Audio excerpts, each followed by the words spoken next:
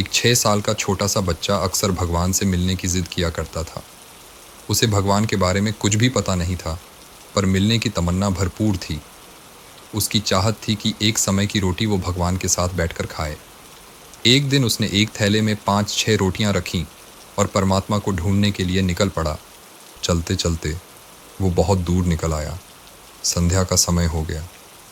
उसने देखा, एक नदी के तट पर एक बुजुर्ग माता बैठी हुई है, जिनकी आंखों में बहुत ही गजब की चमक थी। प्यार था, किसी की तलाश थी, और ऐसा लग रहा था जैसे उसी के इंतज़ार में वहाँ बैठी उसका रास्ता देख रही हो। वो 6-7 साल का मासूम बालक बुजुर्ग माता के पास जाकर बैठ गया, अपने थैले में से रोटी निकाली और खाने लग गया।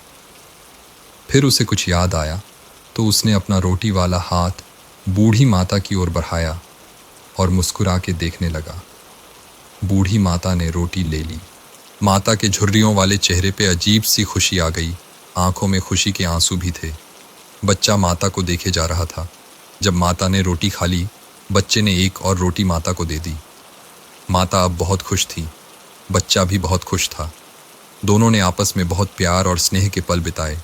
जब रात घिरने लगी तो बच्चा इजाज़त लेकर घर की ओर चलने लगा, और वो बार बार पीछे मुड़कर देखता तो पाता बुजुर्ग माता उसी की ओर देख रही होती है।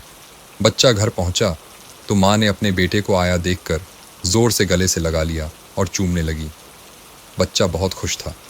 माँ ने अपने बच्चे को इतना खुश पहली बार देखा तो खुशी का कारण पूछा, तो बच्चे ने बताया, माँ, आज मैंने भगवान के साथ बैठकर रोटी खाई।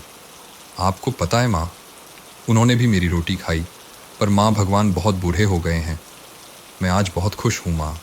उधर बुजुर्ग माता भी जब अपने घर पहुंची तो गांव वालों ने देखा माता जी बहुत खुश हैं, तो किसी ने उनके इतने खुश होने का कारण पूछा। माता जी बोली, मैं 2 दिन से नदी के तट पर अकेली भूखी बैठी थी। मुझे पता था भगवान आएंगे और मुझे खाना खिलाएंगे। आज भगवान आए थे। उन्होंने मेरे साथ बैठकर रोटी खाई, मुझे भी बहुत प्यार से खिलाई। बहुत प्यार से मेरी ओर देखते थे। जाते समय मुझे गले भी लगाया। भगवान बहुत ही मासूम हैं, बच्चे की तरह दिखते हैं। इस कहानी का अर्थ बहुत गहराई वाला है।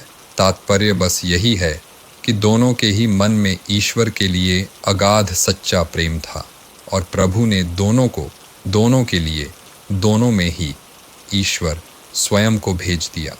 जब मन ईश्वर भक्ति में रम जाता है तो हमें हर एक जीव में बस प्रभु की दिखाई देते हैं। अगर आपको ये कहानी अच्छी लगी तो लाइक शेयर ज़रूर करें। धन्यवाद।